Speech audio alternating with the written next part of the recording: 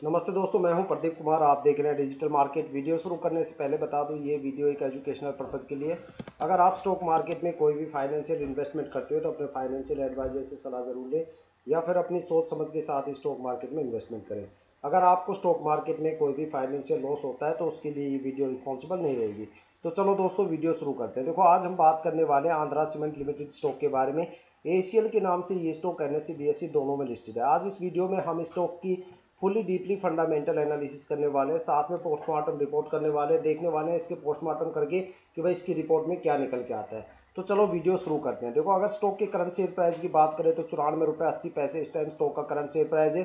साथ में 8 रुपये 61 पैसे के पॉजिटिव मोमेंटम के साथ स्टॉक अपने अपर सर्किट में लॉक हो गया। देखो, लगातार हमारी पिछले 1.5-2 महीने से स्टॉक को लेके एक बड़ी कवरेज थी। ठीक है, लगातार 1.5-2 महीने से मैं आपको बार बार कह रहा था भाई, अगर आपके पास आंध्रा सीमेंट का कोई भी स्टॉक है तो उसको कम से कम 25 या 30 सितंबर तक जरूर होल्ड करके रखना। आपको 25-30 सितंबर के बाद इस स्टॉक में जबरदस्त लेवल का आपको अपर सर्किट या फिर एक पॉजिटिव मोमेंटम आपको देखने को मिलेगा। ठीक है, और आज कंडीशन ऐसी है कि 8 रुपये 61 पैसे के पॉजिटिव मोमेंटम के साथ ये स्टॉक अपने अपर सर्किट में लॉक हो गया। लेकिन यहाँ पे जो टारगेट है, मैंने पिछले भी बताया कि भाई इंडियन स्टॉक मार्केट में डीप ईयर में थोड़ा सा लिक्विडिटी का कंसर्न होता है, जिसको हैंडल किया जाता है। इस वजह से जो टारगेट होते हैं वो पिछले साल का जो सबसे हाईयर वैल्यू होती है उसकी नियर बाई होता है, इससे ज़्यादा वो क्रॉस नहीं करता। ठीक है, लीप ईयर निकलने के बाद आपको हो सकता है अगले साल एक ज़बरदस्त मोमेंटम यहाँ पे देखने को मिले। तो जो लास्ट ईयर यहाँ पे टारगेट था वो 139 रुपये के आसपास था। तो यहाँ पे जो आपको अपर सर्किट देखने को नजर आएगा वो कम से कम 138 या 137 रुपये के आसपास देखने को मिलेगा। 136 रुपये पे आप अपना स्टॉप लॉस करके यहाँ से निकल सकते हो। एक अच्छा खासा पॉजिटिव मोमेंटम आपको देखने को मिलेगा। अगर बात करें स्टॉक की लास्ट ईयर की परफॉर्मेंस की, तो ये स्टॉक 76 रुपये से चल के 139 रुपये 20 पैसे के आसपास गया था। देखा जाए तो यहाँ पे एक तरह से इन्वेस्टर्स का जो पैसा है वो डबल हो गया। 95% के आसपास यहाँ पे एक अच्छा खासा रिटर्न देखने को मिलता है। अब बात करने वाले स्टॉक के फाइनेंशियल रिपोर्ट के बारे में कि भाई कंपनी कितने प्रॉफिट में चल रही है, कितने लॉस में चल रही है, साथ में जो उसकी ऑपरेशनल और सेल्स एक्टिविटी है वो कैसा परफॉर्म कर रही है। उसके लिए हम स्टॉक का क्वार्टरली फाइनेंशियल रिजल्ट चेक करेंगे जून 2024 का। ठीक है, अगर यहाँ पे रिवेन्यू की बात करें तो 63 करोड़ रिवेन्यू है, जो लास्ट ईयर के कंपैरिजन में 380% की ग्रोथ के साथ है। साथ में नेट प्रॉफिट इनकम यहाँ पे -23 करोड़ के आसपास है, जो पिछले लास्ट ईयर के कंपैरिजन में यहाँ पे 4% की नियर बाई आपको एक अच्छा खासा ग्रोथ देखने को मिलती है। और अगर डिल्यूटेड ईपीएस की बात करें तो -2.56 है, जो लास्ट ईयर के कंपैरिजन में 4.48% की ग्रोथ के साथ है। साथ में अगर यहाँ पे नेट प्रॉफिट मार्जिन की बात करें तो यहाँ पे -37.21% है, जो कि लास्ट ईयर के कंपैरिजन में 80% की ग्रोथ के साथ है। देखा जाए तो कंपनी का जो ओवरऑल रिवेन्यू है वो 63% है, और पिछले साल से ये काफ़ी ज़्यादा है। 3 गुना रिवेन्यू यहाँ पे कंपनी ने गेन किया है। एक अच्छी खासी परफॉर्मेंस कंपनी ने दी है। अब बात करने वाले हैं स्टॉक की थोड़ी सी डीपली फंडामेंटल एनालिसिस के बारे में। ठीक है, अगर स्टॉक का करंट शेयर प्राइस देखें तो 94 रुपये 80 पैसे है, और अगर इस स्टॉक की मार्केट कैपिटल देखें तो यहाँ पे जो मार्केट कैपिटल है वो 793 करोड़ के आसपास है। देखा जाए तो काफ़ी अच्छी इसकी मार्केट कैपिटल है। देखो, अगर इसकी जगह ये स्टॉक जो है सीमेंट सेक्टर से बिलोंग करता है। ठीक है, कंस्ट्रक्शन में जो यूज होने वाला मटेरियल है। अगर मान लो देखा जाए ये सेक्टर, अगर ये स्टॉक का जो सेक्टर अगर पावर सेक्टर का होता तो यहाँ पे मार्केट कैपिटल आपको कम से कम 50-60 हज़ार करोड़ के आसपास या 1 लाख करोड़ के आसपास देखने को मिलती है। अगर ये केमिकल सेक्टर या फिर स्टील या मेटल से रिलेटेड सेक्टर से बिलोंग करता तो यहाँ पे आपको 8 से लेकर 12 हज़ार करोड़ के आसपास मार्केट कैपिटल देखने को मिलती। देखो, मार्केट कैपिटल काफ़ी ज़्यादा इंपॉर्टेंट होती है किसी भी स्टॉक के लिए। अगर मार्केट कैपिटल जितनी ज़्यादा होगी, ठीक है, तो इसका मतलब वहाँ पे जो पब्लिक इन्वेस्टर्स है उसकी होल्डिंग बढ़ जाती है और स्टॉक की जो परफॉर्मेंस है वो गिर जाती है। और अगर मार्केट कैपिटल किसी भी स्टॉक की यहाँ पे गिर जाती है तो वहाँ पे प्रमोटर्स की होल्डिंग बढ़ जाती है।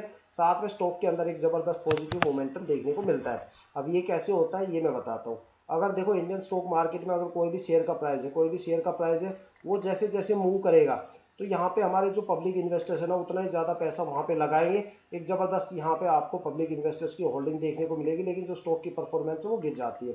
साथ में अगर यहाँ पे स्टॉक जितना ज़्यादा गिरेगा तो प्रमोटर्स क्या करते हैं, उतना ही ज़्यादा माल वहाँ से खरीदते हैं और स्टॉक की जो परफॉर्मेंस है वो वहाँ पे देखने को बढ़ जाती है। ठीक है, अब बात करने वाले हैं स्टॉक के दो सबसे मेजर की पॉइंट जो किसी भी स्टॉक में एक जान डालते हैं। ठीक है, एक होता है आरओई, एक होता है आरओसीई। आरओई का मतलब होता है रिटर्न ऑन इक्विटी। यहाँ पे लॉन्ग टर्म के अंदर इक्विटी पे कोई खास रिटर्न देखने को नहीं मिल रहा। साथ में अगर रिटर्न ऑन कैपिटल है, अगर इक्विटी को हम कन्वर्जन कर देखें कैपिटल में, तो यहाँ पे भी आपको कोई खास रिटर्न देखने को नहीं मिलता। अगर बात करते हैं स्टॉक की बुक वैल्यू, देखो बुक वैल्यू क्या होती है वो समझते हैं। जो भी ये शेयर है, शेयर का जो लाइफ टाइम जो भी बाई और सेल आउट हुआ है उसकी जो एवरेज बन के आती है उसको बुक वैल्यू बोलते हैं। कोई भी स्टॉक अपनी बुक वैल्यू से नीचे अपने शेयर प्राइस को नहीं गिरा सकता। अगर वो अपने शेयर प्राइस को बुक वैल्यू से नीचे गिरा देता है तो उस कंपनी के अंदर एक तरह से बिकवाली वाली कंडीशंस हो जाती है। कंपनी पूरी तरह से डीलिस्ट होने की कगार पे आ जाती है। एक तरह से कंपनी का दिवाला निकल के आ जाता है। और वहाँ पे सिर्फ पब्लिक इन्वेस्टर्स की पिटाई नहीं होती, वहाँ पे FII, DII, गवर्नमेंट होल्डिंग और जो प्रमोटर्स है सभी की बराबर लेवल पे ठुकाई होती है। और जिस कंपनी के अंदर एक बार बढ़िया लेवल से पिटाई हो जाती है प्रमोटर की, उस कंपनी को दोबारा प्रमोटर नहीं मिलते और कंपनी डीलिस्ट होने की कगार पे आ जाती है। सेबी उसको ASM और GSM की लिस्ट में डाल देता है, साथ में उस पर सर्विलेंस लगा देता है कि उसकी जितनी भी यहाँ पे फाइनेंशियल टर्म्स होती है या फाइनेंशियल लेन देन होता है वो पूरी तरह से मॉनिटर किया जाता है। अब बात करने वाले हैं इस स्टॉक का जो फेस वैल्यू है उसके बारे में। फेस वैल्यू यहाँ पे 10 रुपये देखा जाए तो फेस वैल्यू कम रिकवरी अमाउंट बोल सकते हैं। अगर कोई भी कंपनी आपकी डिलिस्ट हो जाती है और आपका सारा स्टॉक जीरो हो जाता है तो यहाँ पे आपको पर इक्विटी या पर क्वांटिटी के हिसाब से आपको 10 रुपये एज ए रिकवरी देखने को मिलेगा, अमाउंट आपको मिलेगा। चाहे वो शेयर आपने कितने भी रुपए का खरीदा हो वो कोई मायने नहीं रखता, लेकिन अगर क्वांटिटी के हिसाब से यहाँ पे आपको 10 रुपये पर क्वांटिटी देखने को मिलेगा। अब बात करने वाले हैं स्टॉक के अंदर आपको शॉर्ट टर्म में कितना रिटर्न देखने को मिलेगा, लॉन्ग टर्म में कितना रिटर्न देखने को मिलेगा। अगर शॉर्ट टर्म की बात करें तो यहाँ पे अलग अलग टाइम पीरियड का जो रिटर्न बनता है वो मैं आपको बताता हूँ। अगर आप 1 वीक की होल्डिंग करते हो तो यहाँ पे 7.5% का रिटर्न देखने को मिलता है। 1 मंथ की अगर आप होल्डिंग करते हो तो 3.5% का रिटर्न देखने को मिलता है। 3 मंथ में यहाँ पे कोई भी रिटर्न नहीं है, मतलब यहाँ पे क्वार्टरली रिजल्ट जब आएगा तो स्टॉक फ्लक्चुएट होगा या फिर गिरेगा। 6 मंथ की होल्डिंग पे आपको 16% का रिटर्न देखने को मिलेगा। 9 मंथ की होल्डिंग पे आपको कोई रिटर्न देखने को नहीं मिलेगा। अगर 1 ईयर की अगर आप मान लो लॉन्ग टर्म के लिए यहाँ पे इन्वेस्ट करते हो तो लॉन्ग टर्म में देखते हैं यहाँ पे क्या क्या रिटर्न आपको कितने कितने टाइम में देखने को मिलता है।